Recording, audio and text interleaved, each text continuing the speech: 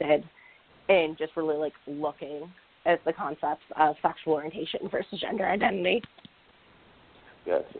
And I know one of the other things that came up, actually I was reading an article about something that didn't happen in Virginia, where I think they were doing like a fire drill or something, and there was one that was identified as trans, and they basically put that child in a room by himself because they did not want to let him go to the bathroom or wherever they were going that matched what their gender identity was. And I know part of that is around this belief that you go into a place, whether it's a bathroom, a locker room, or whatever, that you're putting yourself in a dangerous situation if you're going to something that doesn't match what society perceives as the correct gender or whatever. So when you hear that kind of talk, how do you counter that? So right now, actually, I've been sharing this story a lot in relation to the ballot question that we are currently up against, to really show folks, like, this is what we are up against. This child was put in an absurd amount of unnecessary danger. Like, would you want that to happen to your child, your friend's child? Just, like, how can you read a story like that? See a school literally putting a child in danger because basically they essentially don't know what to do with the child or whatever. So we've sort of, a lot of work we've been doing with that has been sort of highlighting that story of,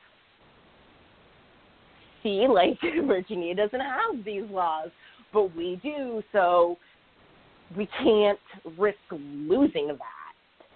That public accommodations can really come down to safety, and what it's really about is safety for transgender and gender nonconforming people in their everyday lives, whereas the No on 3 people obviously have all that false, misguided rhetoric and this weird interpretation of safety that has no ground in anything.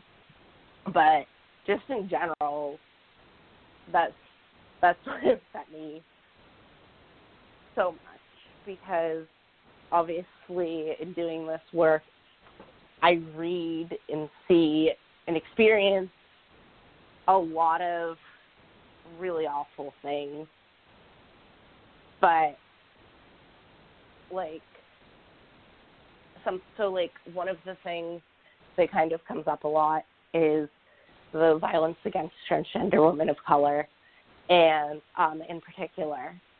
And I feel like my news feed, is constantly filled with number 11, number 12, number 13, and it still gets at me every time, and I'm like, this is why, we need stuff like these public accommodations laws and, like, all of these other sources of protection. We need to get rid of the so-called trans panic defense that's allowed in court in some states still.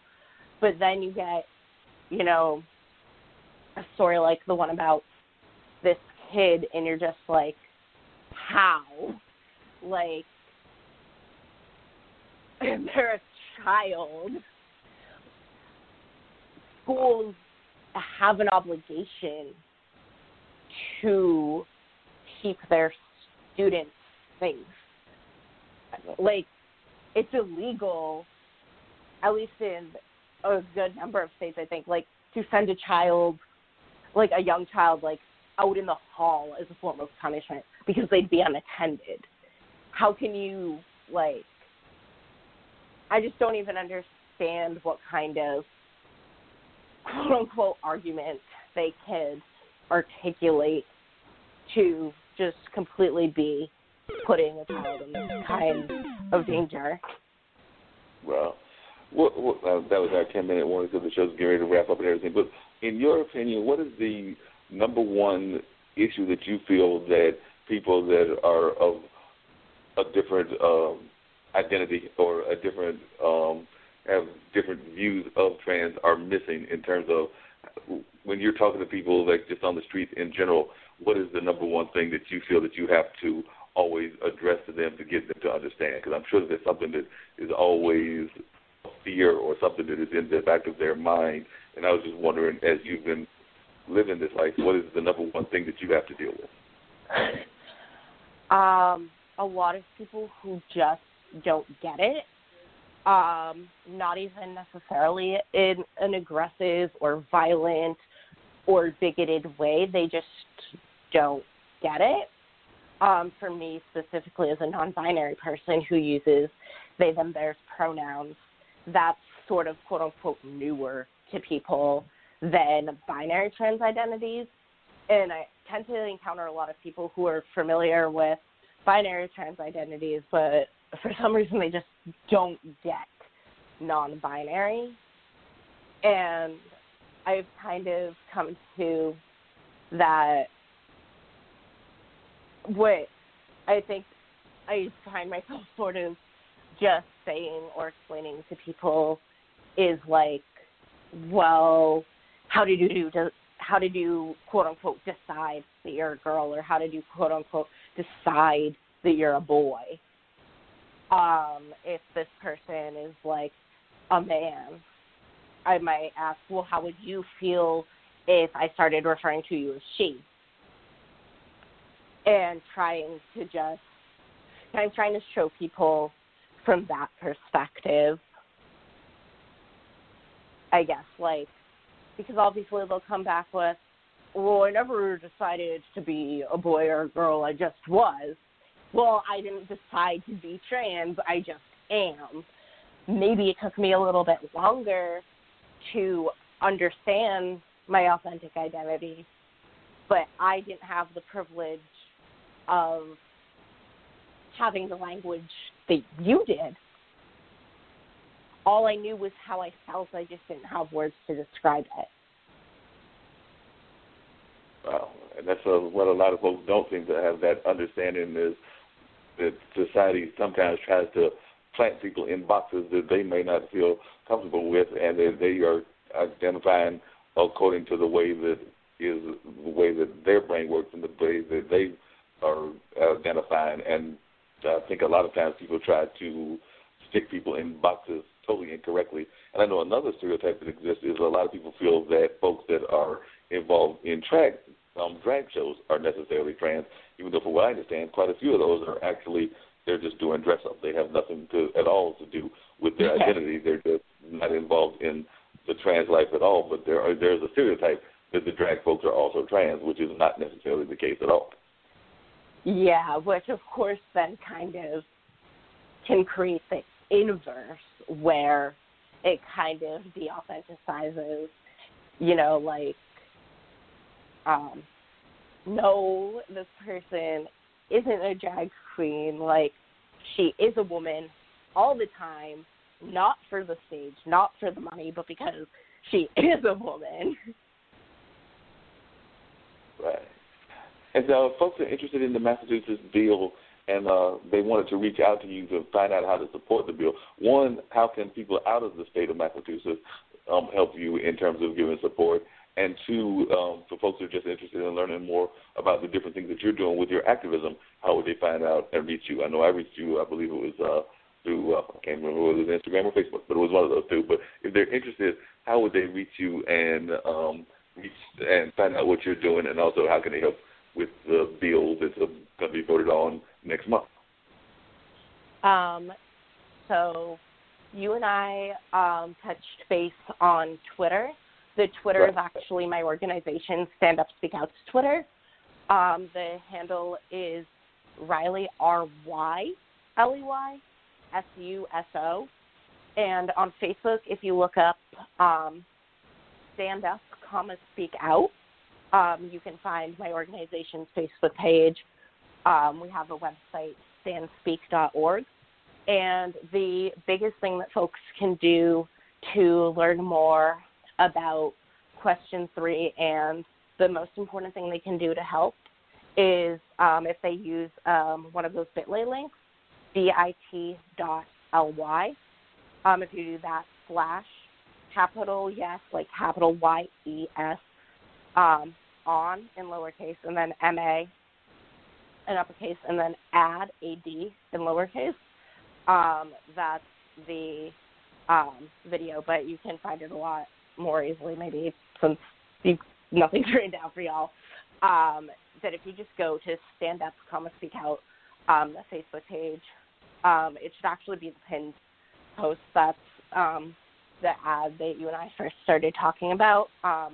Yes on 3 MA, Trans Youth Share what question 3 really means. We're trying to spread that everywhere, and regardless of where you live, share it, like it, comment on it, and encourage everyone you know to do the same, because the video is what is getting this message out there, what's raising awareness about the fact that this ballot question exists.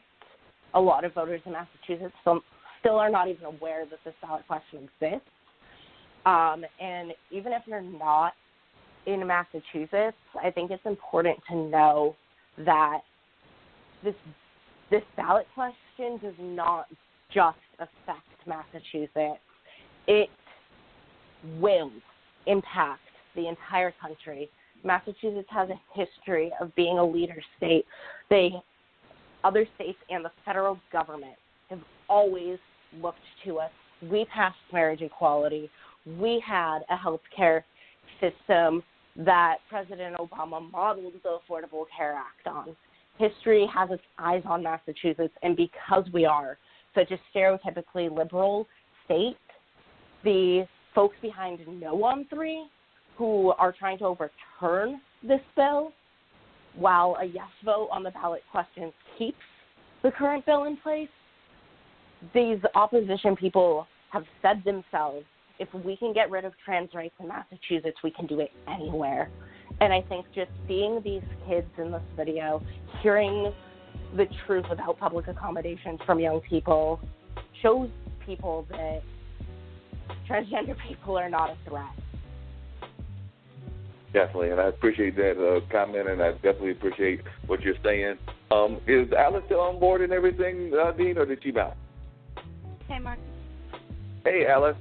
Just really quickly, if you would tell people how they can get in touch with you for your book, and if you have any comments about what you've heard as well. These are the chance for parting thoughts as we're closing out the show, but definitely I wanted to have folks give a chance to know how to get your book. Sure. Easiest way to reach me is on Facebook, old school, Alice, ALICE, Sarti, SARTI. It comes from the psych ward, and I'll be doing a co-reading with Elise Leslie, who's an amazing local writer and poet, on November 1st. At Exotic Boutique in downtown Durham. So come check us out. I'll have more info on my Facebook page on that as well.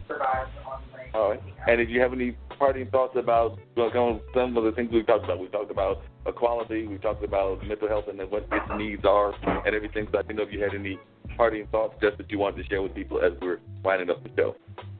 Yeah, no, I just applaud the work that Riley's doing, and I think it is so important. We talked about this a little bit too with Me Too and some of the work that's going on. It's such critical work, but to really consider the intersectionality involved. The Bette Midler moment, I think, is a real teaching moment for all of us. That womanhood, femalehood, non-binary gender, these are all important identities that we need to consider and that need justice in this country. So I really applaud the work that's happening in Massachusetts and look forward to getting good news on the ballot. Yes, thank you so much. As well. Yeah. Yes. Riley, did you have any last words? Oh, no, I was just thinking. No problem. And then one of the things I will say as we wind up the show and everything is that justice is, and there's absolutely no need for us not to have justice for all folks, regardless of what their gender identity is, regardless of what their sexual